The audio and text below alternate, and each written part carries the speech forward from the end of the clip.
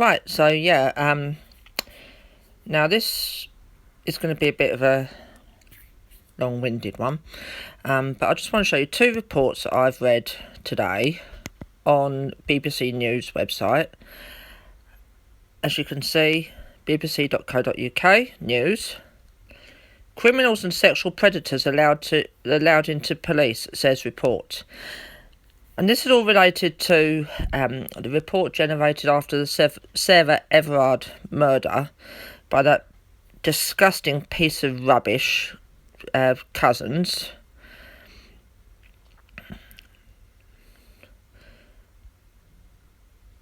It's saying that hundreds of police officers who should have failed vetting checks may be in the job in England and Wales, a damning report has found. The police watchdog has looked at 8 forces and found decisions on officers which were questionable at best. So why were these questionable?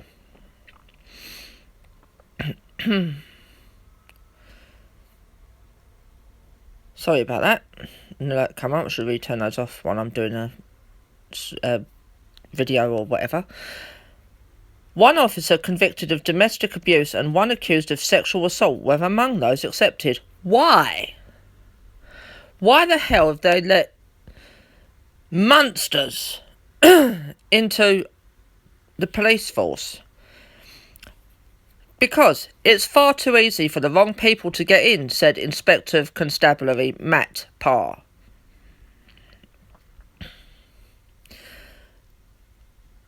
Of 725 sample cases closely examined in the review, there were concerns about 131 officers.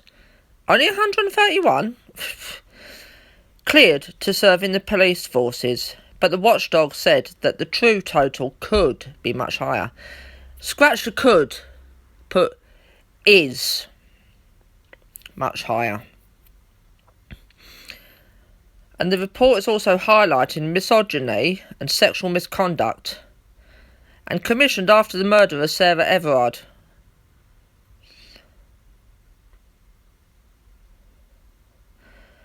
And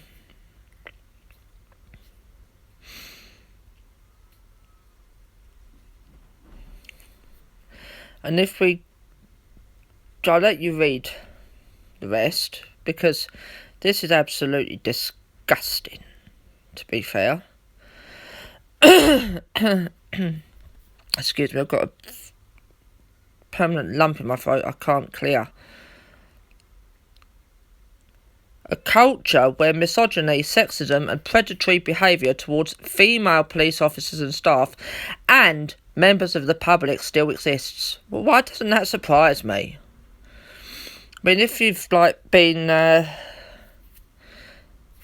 involved with the police and been involved with their corrupt antics, then nothing surprises you these days, I'm afraid.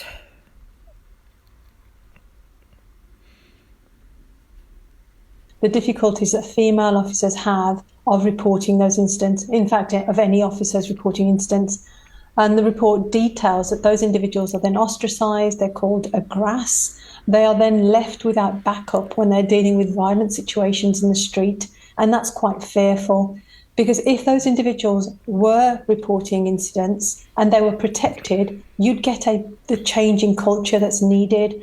But where individuals report their colleagues for whatever behaviours, they are not protected. They are then the troublemakers. They are the problem.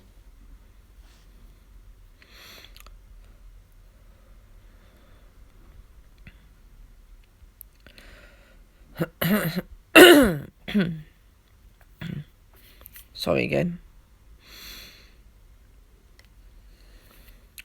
And these are not just recent failures by the police service. They can't use the pandemic as a reason to try and explain away their reasons or whatever for their recruitment processes, because it says here, a move to online recruiting meant some people became police officers without face-to-face interviews. Why? What the hell? These people were put in charge of king and country, and are supposed to represent king and country, and yet you're getting away with like online whatever meeting apps interviews which doesn't really give a good example. Maybe they're not even getting an interview because they're getting in based on paper. It's ridiculous.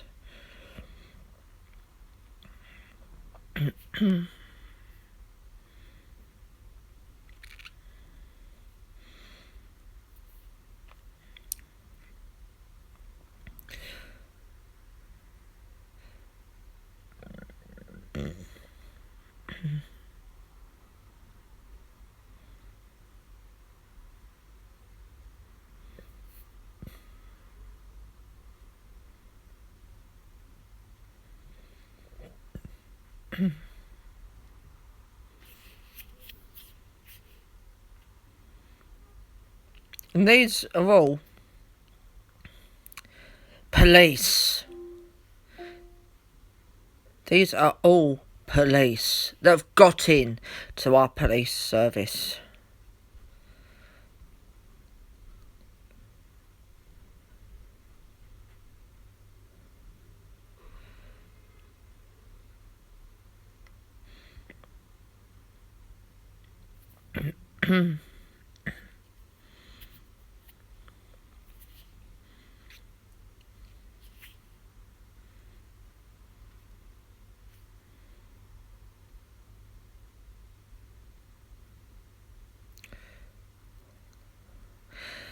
And this is the importance of why vetting needs to actually carry on throughout police careers.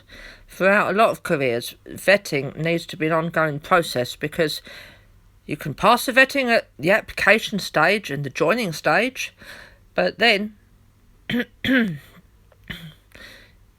a year, maybe 2 years down the line, once a corruption ticket has been issued to you, you could do whatever you want. Once you're given that ticket to be corrupt, it's like saying, here's a pass to get away with murder and whatnot. And it's ridiculous. It is stupid. It is disgusting.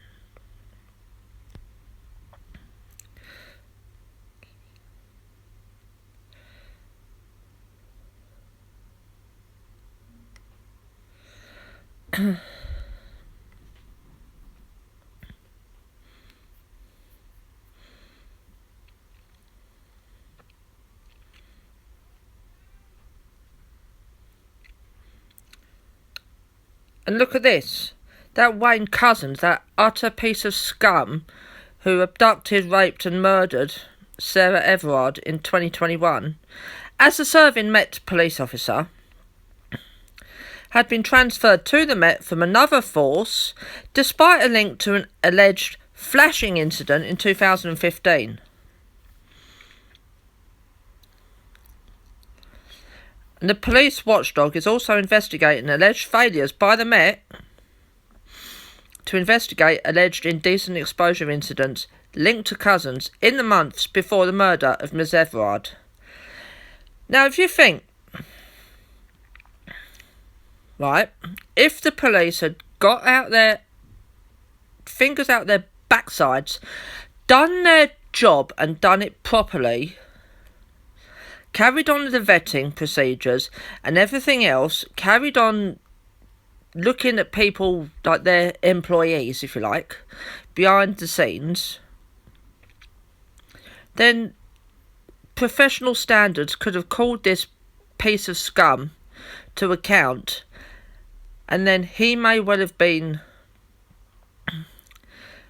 dealt with, suspended, dismissed, everything else, and Sarah may still be alive today.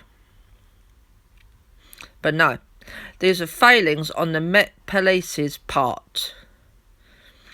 The Met Police have been instrumental in the murder of Ms. Everard because they did not investigate the alleged incidents of indecent exposure linked to Cousins before he killed Sarah. These are gross failings. These are the people that we, the public, put our trust in on a daily basis, and then they go and screw us up. And look, the vetting. What do you need to become a police officer?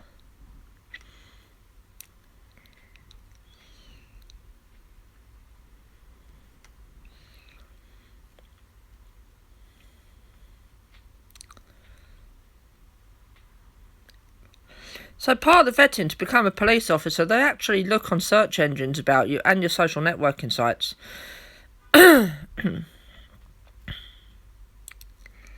That's what it's supposed to do. But do they?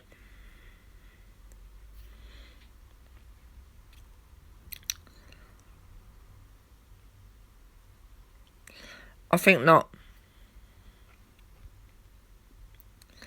That's the first report.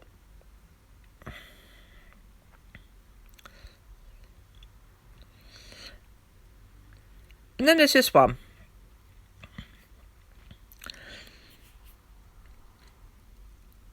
Two more scumbag arseholes jailed for being part of a WhatsApp group of which Wayne Cousins was also a member. PC Joel Borders and Jonathan Cobban have been jailed for sharing offensive messages in a WhatsApp group. And a serving Met Police constable and ex-officer have been jailed for sharing grossly racist, sexist and misogynistic messages with Sarah Everard's killer. And the first piece of shit, Jonathan Cobban, aged 35, still serving officer, and ex-piece of shit, Joel Borders, who must have taken it upon himself to, should we say, offer up his resignation because he's a flipping pussy and a wimp and a piece of shit.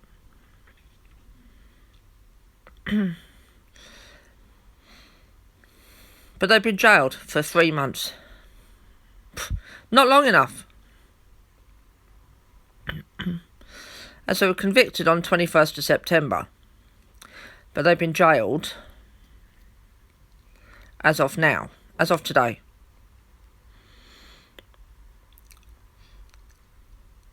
Well, what fucking pieces of shit jokes about raping female colleagues, talking about tasering kids and people with disabilities and displaying racist views.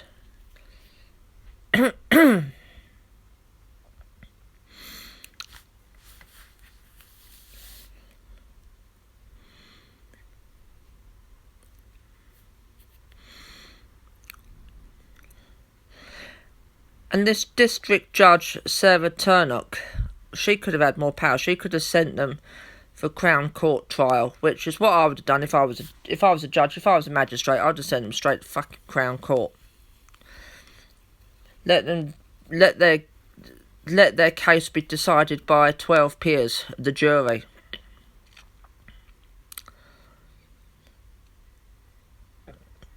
Because of the prejudice of views, racism, misogyny, ableism, homophobia and everything. And the fact that these people, who they were giving these views against, had sworn an oath to protect. Yeah, right.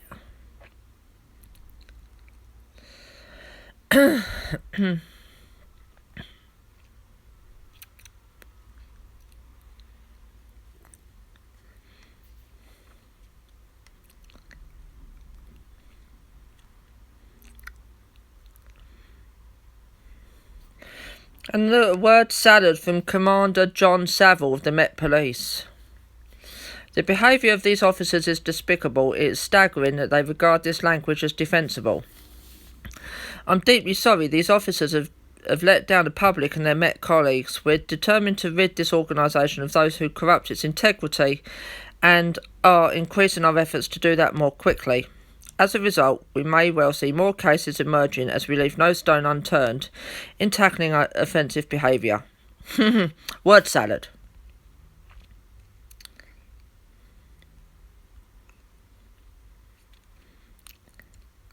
Look. Oh, they say that it was employee. Yeah, what a load of crap. Anyway, that's enough.